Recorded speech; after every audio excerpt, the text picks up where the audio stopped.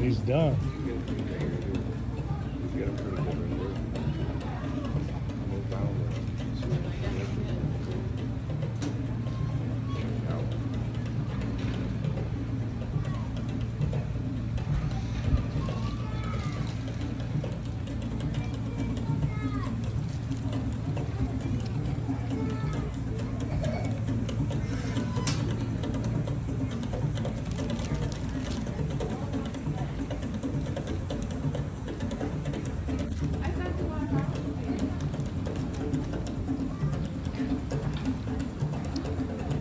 What's that big boy you're ready to eat?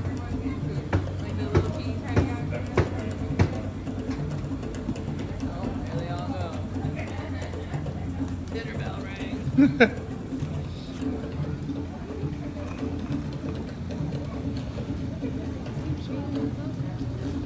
Huh?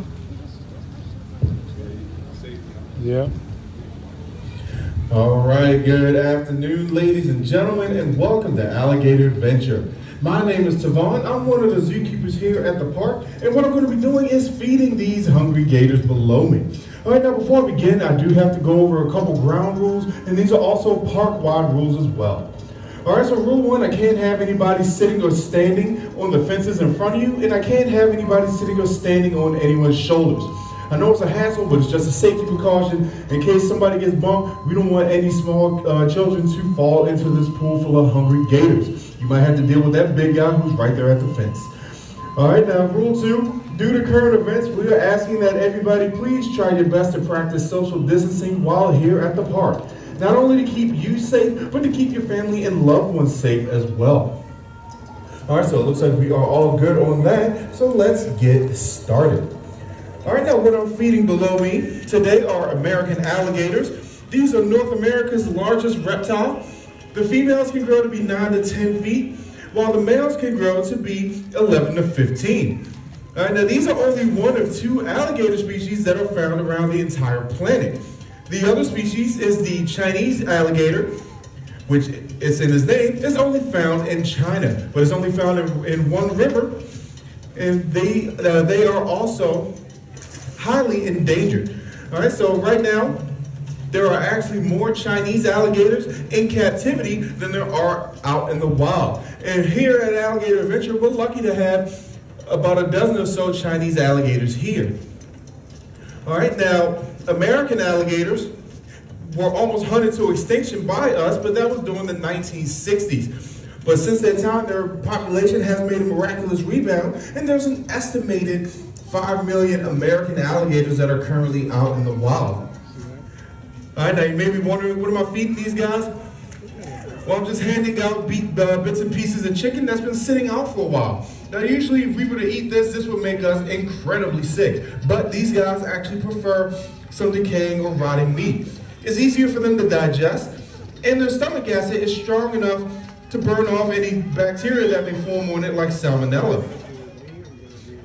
All right, now, here at the park, we have between 700 to 800 gators here. Now, people ask us all the time, how in the world are we able to feed that many gators? Well, they help us out with that matter, in being that they're rotational feeders. So what that means is that the hungriest gators are going to be right below me and jumping up for food, while the least hungry gators are going to be off at a distance closer on the bank, closer towards you. Now, if I just so happen to toss a piece of food to a gator that's further away, they'll still make that attempt and get it like that one. All right, along with being rotational, these guys are also opportunistic. So what that means is even if they have full bellies, if a piece of food happens to land close by, they won't hesitate to go after it because they don't know when their next meal is going to be. Now, along with being opportunistic, these guys are also cannibalistic, so they won't hesitate to eat one of their own if they're hungry enough. All right, now you can see that there are some individual gators here that are pretty big, like Bruce right there. And there's a couple more in here that are decently sized, but they are submerged. There's another good one over there. But there are some species crocodilians that get bigger than American alligators. And we have two good examples of that here at the park. One of them is in the middle of Croc Cove, which is that lake, if you haven't been there yet. His name is Tommy, and he is our largest false gharial here. He is also our second largest crocodilian here. Now, Tommy is around 17 to 18 feet long and weighs in at around 1,600 pounds. And then another other example, he's actually right over there. Last I saw, he was completely out of water. His name is Utan. He's our largest croc here and the largest in captivity. Now, Utan is about 20 feet long and weighs in at a ton. And both Tommy and Utan are actually in their 50s. Now, the reason that I mention their age is because they have very similar lifespans to us. Out in the wild, they can average about 30 to 40 years in life. In captivity, they can average about 50 to 60. But there have been cases where they can live to be over 100. All right, so these are very long-lived animals. All right, now, a question that people love to ask us is what's the difference between a gator and a croc? So I'm just going to explain a few of those differences, starting with their snout. Now, this is one of the easiest ways to tell the difference, and you can test this out at the park today. Now, American alligators, they have a broad U-shaped snout, and they also have a bit of an overbite, so you can see their top set of teeth. Crocodiles, on the other hand, have a more narrow V-shaped snout, and you can see both sets of interlocking teeth on them. All right, now another difference is habitat. Now, gators and crocs can be found in freshwater habitats, but saltwater is the difference. All right, now gators, they can go into salt water, but they can only stay in there for a few minutes at a time. It really irritates a gator's skin if they stay in salt water for too long, and the only time you'll see them there is if they're in an extreme hunt for food or an extreme search for a new location. All right, now crocodiles, they are actually a lot more tolerant of salt water than gators. And there is one species, the saltwater crocodile, which is commonly found in oceans, and that's when they're trying to find new lands. But we don't have to worry about that species on this side of the planet because they're native to northern Australia and Indonesia. All right, now the final difference is aggression. All right, now believe it or not, gators tend to have a natural fear of people. And as I said earlier, that's because we hunted these guys almost to extinction.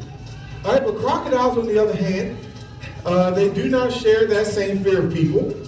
In fact, crocodiles will go after us as a food source. So if anyone would have a chance encounter with a croc out in the wild, it's best to get away from it as fast as you can, because it's more likely that they saw you before you even noticed that they were there and you were currently being hunted at that time.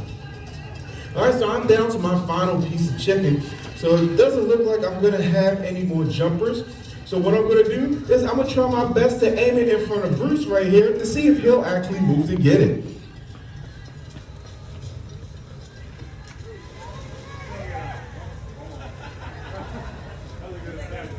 And that's as much as he wants to move right now. Way to go, buddy. It's right in front of you.